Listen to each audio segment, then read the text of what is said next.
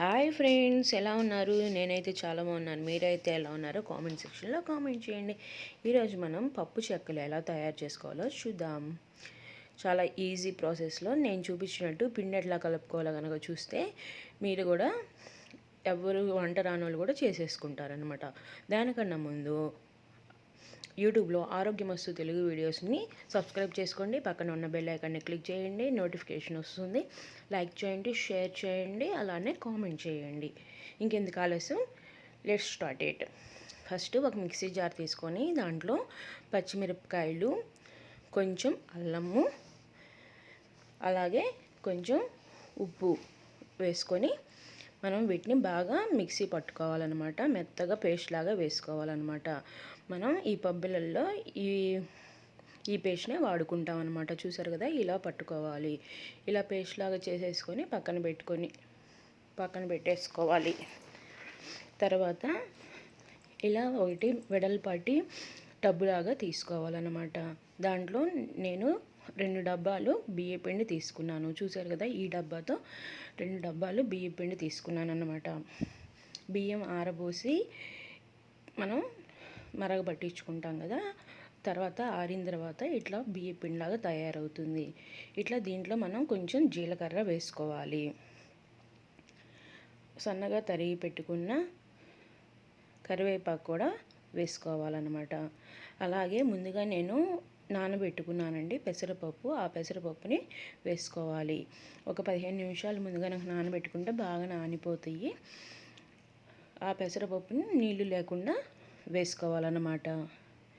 తర్వాత ముందుగా మనము పచ్చిమిరపకాయలు పేస్ట్ వేసుకున్నాం కదా, ఆ పచ్చిమిరపకాయల పేస్ట్ కూడా వేసుకోవాలి. వెన్నపూస 50 గ్రాములు వేసుకోవాలి. వెన్నపూస లేని వాళ్ళు నూనె కాగబెట్టుకొని కూడా వేసుకోవచ్చు అండి. తర్వాత నీళ్లు పోయకుండా మనము వెన్నపూస ఈ ఉప్పు కారం అన్నీ ఆ పిండికి పట్టేటట్టు బాగా ఇట్లా కలుపుకోవాలన్నమాట. ముందుగా కలుపుకున్న తర్వాత ఇలా మనం కొంచెం నీళ్లు వేసుకుంటా కలుపుకోవాలి. మనము ఎక్కువ నీళ్ళు వేసేసుకొని కలుపుకోకూడదండి. కొంచెం వేసుకొని కలుపుకుంటా గట్టిగా కలుపుకోవాలి పిండి. ఇదే సీక్రెట్ అనమాట దీంట్లో. మనం ఎప్పుడైతే పిండి గట్టిగా కలుపుకుంటామో మనకి పబ్బులలో కానీ ఏ పిండి వంట అయినా సరే ఇట్లా చేసుకుంటే మనకి ఈజీగా ప్రాసెస్ అయిపోయిద్ది. నూనె కూడా తక్కువ పీల్చిద్ది అనమాట. ఇట్లా కలుపుకొని నేను 3 ముద్దలుగా చేసుకొని పక్కన పెట్టుకున్నాను. ఈలోపు నూనె పెట్టుకున్నాను.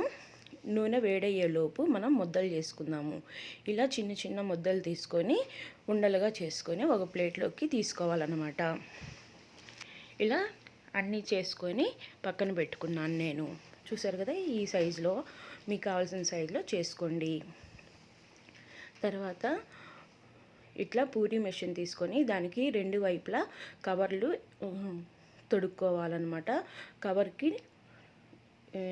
వాటర్ రాసేసి ఇట్లా ఉండబెట్టేసి ప్రెస్ చేయాలి. గట్టిగా ప్రెస్ చేస్తే ఇట్లా మనకి పబ్బులలాగా వచ్చేస్తాయి. గట్టిగా కలుపుకున్నాం కాబట్టి ఎమ్మటే ఒకసారి ప్రెస్ చేయగానే నీట్గా షేప్ కూడా వచ్చేసింది అనమాట. చూసారు కదా, అందుకనే నేను చెప్పాను అనమాట. ఇంకా టకటక అయిపోతుంది మనం చేసుకోవడానికి. మొత్తం ఒక 15 మినిట్స్లో మనం చేసేసుకోవచ్చు.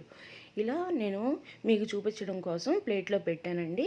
అలా కాకుండా మీరేం చేస్తారంటే వత్తిన తర్వాత ఎమ్మటే పక్కన నూనె వేడెక్కుతుంది కదా, ఇట్లా వేసేసుకోండి.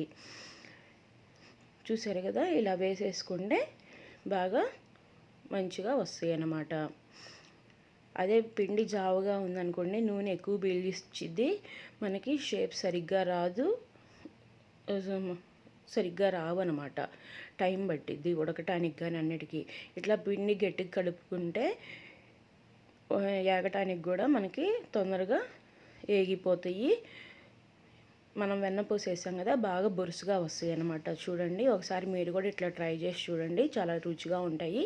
ఇలా గోల్డెన్ బ్రౌనిష్ కలర్ వచ్చేదాకా వేయించుకొని తీసేసుకొని పక్కన పెట్టుకోవాలి. ఓ డబ్బులో వేసేసుకోవాలన్నమాట. చిల్లుల డబ్బులో నూనె అంతా కింద కారిపోయిద్ది. నూనె అసలు ఎటువంటి నూనె ఉండదు. మీరే చూడండి కావాలంటే. చూసారు కదా, మొత్తం పబ్బులన్నీ రెడీ అయిపోయినాయి. మీకు కనుక నచ్చినట్టయితే లైక్ చేయండి, షేర్ చేయండి, కామెంట్ చేయండి.